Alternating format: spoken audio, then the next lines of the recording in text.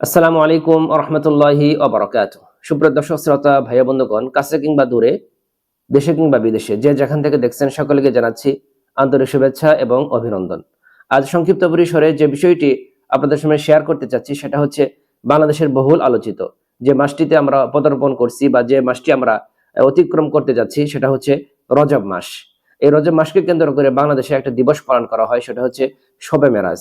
শুধুমাত্র আমাদের সাধারণ মানুষের ভিতরেই এটা নিয়ে কোনো আলোচনা সমালোচনা নয়, এটা রাষ্ট্রীয়ভাবেও এটা সাধারণ ছুটি হিসেবে ঘোষণা করা হয়েছে। এজন্য এই শবে মেরাজকে কেন্দ্র করে বাংলাদেশের অনেক কাজ, অনেক কর্ম, অনেক ইবাদত বন্দেগী করা হয়। সেটা আদৌ কোনো সত্যতা রয়েছে কিনা কিংবা এর সঠিক ইতিহাসটা, এর ভেরিফাই হিস্টোরি আমরা আজ অ্যানালাইসিস করার চেষ্টা করব ইনশাআল্লাহ। এই অলৌকিক ঘটনা মেরাজ শুধুমাত্র একটা সাধারণ একটা মেরাজ নয়, এটা ইসরা নয়, এটা এক অলৌকিক ঘটনা রাসূল সাল্লাল্লাহু আলাইহি ওয়াসাল্লাম জীবনে ঘটে গিয়েছিলেন। এই ঘটনাটি রাসূল সাল্লাল্লাহু আলাইহি সাল্লাম জীবনে এমন এক সন্নিক্ষণে দাঁড়িয়ে হয়েছিলেন যেখানে রাসূল সাল্লাল্লাহু আলাইহি সাল্লামের অত্যন্ত জীবনের সবথেকে কষ্টের একটা বছর। রাসূল সাল্লাল্লাহু আলাইহি সাল্লাম জীবনকে যদি আমরা অ্যানালাইসিস করি, সবথেকে এই বছরগুলো ছিল রাসূল সাল্লাল্লাহু আলাইহি সাল্লাম সবথেকে দুঃখের বছর। সেটাকে আমুল হুজুন বলে আখ্যায়িত করা হয়েছে। সেই বছরগুলা কেন এই দুঃখের বছর বলে আখ্যায়িত করা হয়েছে তার মধ্যে তিনটি পয়েন্ট আমি শেয়ার করব। সেটা হচ্ছে একমাত্র রাসূল সাল্লাল্লাহু আলাইহি সাল্লামের প্রিয় আস্থাভাজন তার সহধর্মিণী স্ত্রী খাদিজা রাদিয়াল্লাহু তাআলা আনহা তার ইন্তেকাল। তিনি রাসূল সাল্লাল্লাহু আলাইহি সাল্লামকে ফাইন্যান্সিয়ালি, মেন্টালিটি, ফিজিক্যালি সব দিক থেকেই তিনি এতটাই সাপোর্ট করেছেন, রাসূল সাল্লাল্লাহু আলাইহি সাল্লামকে এতটাই ভালোবেসেছিলেন যে খাদিজা রাদিয়াল্লাহু তাআলা আনহা দুনিয়াতে বেঁচে থাকা অবস্থায় আল্লাহ সুবহানাহু ওয়া তাআলার পক্ষ থেকে তিনি আল্লাহ সুবহানাহু ওয়া তাআলার সালাম পেয়েছেন, সুবহানাল্লাহি ওয়া বিহামদিহি। সেই সাথে আল্লাহ রাসূল সাল্লাল্লাহু আলাইহি সাল্লামের প্রিয় চাচা, যাকে তিনি শত্রুদের হাত থেকে বুকে টেনে নিয়ে আশ্রয় দিয়েছিলেন, সেই তার প্রিয় চাচা আবু তালেবের ইন্তেকাল। সেই সাথে আল্লাহ রাসূল সাল্লাল্লাহু আলাইহি সাল্লাম এর এই বছরে তিনি তায়েফে ইসলামের দাওয়াত প্রচার করার জন্য যান, অনেক আশা নিয়ে, অনেক ভরসা নিয়ে।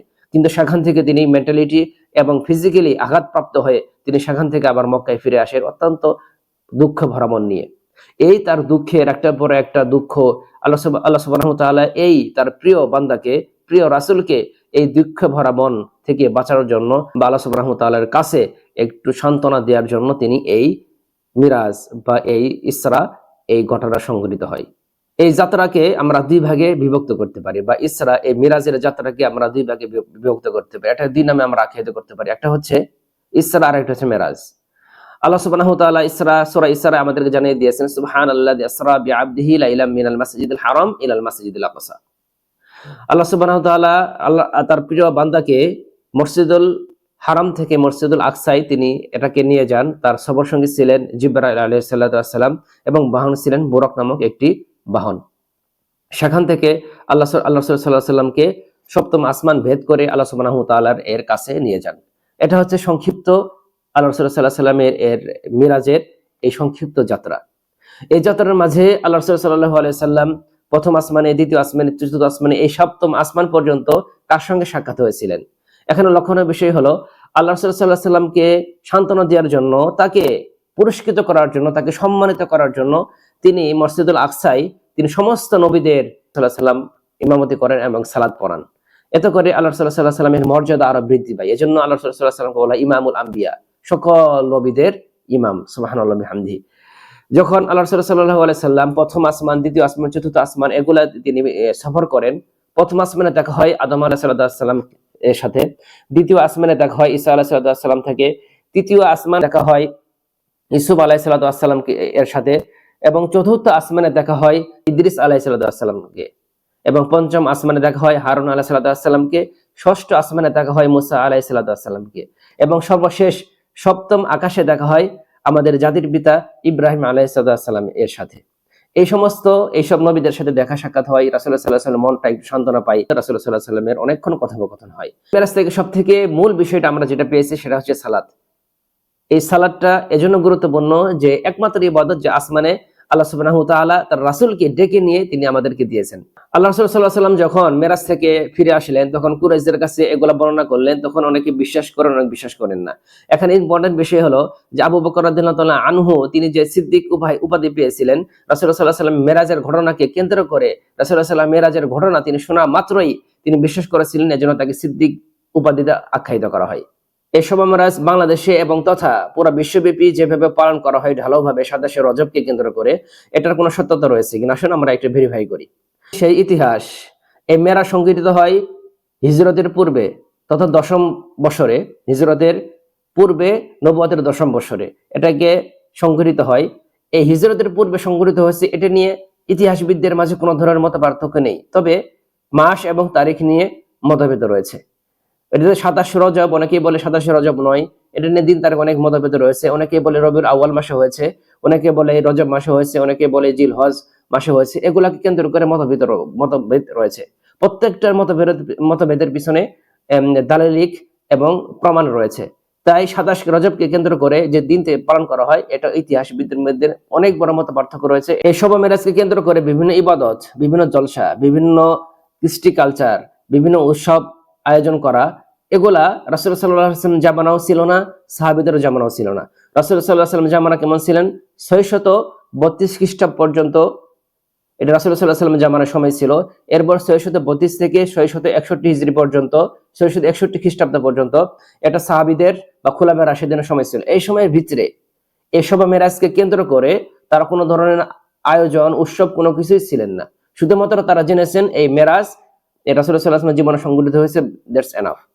কিন্তু এটা আনুষ্ঠানিকভাবে প্রচার হয় এটা ফাতেমি যুগে, রাসূল সাল্লাল্লাহু আলাইহি ওয়াসাল্লামের মৃত্যুর প্রায় 400 বছর পর। ফাতিমির শাসনামলে 909 থেকে 1171 হিজরি পর্যন্ত এই সময়টুকু শবে মেরাজকে কেন্দ্র করে রাষ্ট্রীয়ভাবে এটাকে উদযাপন করা হয়। এখন আমার লক্ষণীয় বিষয় হলো যে ইতিহাসের সবথেকে বিকৃত ইতিহাস প্রচলন করা হয় এই ফাতিমি এর যুগে, যেখানে শবে মেরাজকে কেন্দ্র করে উৎসব আয়োজন করা হয়, শবে বরাতকে কেন্দ্র করে উৎসব আয়োজন করা হয়, ঈদ মিলাদুন নবীকে কেন্দ্র করে উৎসব আয়োজন করা হয়। এগুলা সবকিছুই এই ফাতিমির যুগে অনুষ্ঠিত হয়। এজন্য এগুলা আমাদের ইসলামের সাথে ন্যূনতম কোনো ধরনের সম্পর্ক নেই। এখানে আমাদের মনে রাখতে হবে রাসূল সাল্লাল্লাহু আলাইহি ওয়াসাল্লাম মৃত্যুর 400 বছর পর যে বিষয়টা আনুষ্ঠানিকভাবে উদযাপন শুরু হয়, সেটা কিভাবে আমাদের ইসলামের ভিতরে দাখিল হতে পারে, ইসলামের ভিতরে এটাকে আবার ইনক্লুড করতে পারে। এজন্য আমাদের মনে রাখতে হবে এই বিষয়গুলা। বাংলাদেশের এর ইতিহাস, বাংলাদেশে এই শবে মেরাজ কবে কখন কোত্থেকে চালু হয় আমাদের মনে রাখতে হবে। ভারত উপমহাদেশে সর্বপ্রথম দিল্লি সালতানাত, যখন মুঘল সাম্রাজ্য, মুঘল আমলে যখন পুরা ভারত উপমহাদেশ তাদের শাসনামল ছিল, সে সময় আমাদের এই ভারত উপমহাদেশে সুফিদের হাত ধরে, বেরলভীদের হাত ধরে ইসলামের আগমন ঘটে, যার কারণে তাদের হাত ধরেই এই বিষয়গুলা, বিদআতগুলা চালু হয়েছিল। যা দিল্লি সালতানাত এবং মুঘল সাম্রাজ্যের 1300 থেকে 1600 সালের এই মাঝামাঝি সময়তে এই বাংলাদেশে বা তথা ভারত উপমহাদেশে এগুলা চালু হয়, যেটা আজও পর্যন্ত এগুলা বাংলাদেশে চলমান রয়েছে। সেই সময় তারা কি কি উৎসব উদযাপন করেন? সেখানে তারা মিষ্টি খাওয়া, হালুয়া রুটি খাওয়া, বিভিন্ন ধরনের অনুষ্ঠান করা, আতশবাজি ফুটানো, বিভিন্ন রাত্রি যাপন করা, এগুলো তারা পালন করে থাকতো। কিন্তু বর্তমানে বাংলাদেশে যে আমলগুলা করা হয়, যেটার সাথে ইসলামের ন্যূনতম কোনো ধরনের সম্পর্ক নেই। 1 নাম্বার, এই রাতে 12 রাকাত সালাত পড়তে হবে বিভিন্ন ধরনের সূরা দিয়ে। 2 নাম্বার, হালুয়া রুটি মিষ্টি বিতরণ করা, আনন্দ উৎসব করা, রাত্রি জাগরণ করা, তাসবিহ তাহলিল ইবাদত বন্দেগী করা, এভাবে রাত্রি কাটানো। সবশেষে যে বিষয়টা সবথেকে ইম্পর্টেন্ট, সেটা হলো এই দিনকে কেন্দ্র করে সিয়াম পালন করা তথা রোজা রাখা। এটা ইসলামের সাথে কোনো ধরনের ভিত্তি নেই।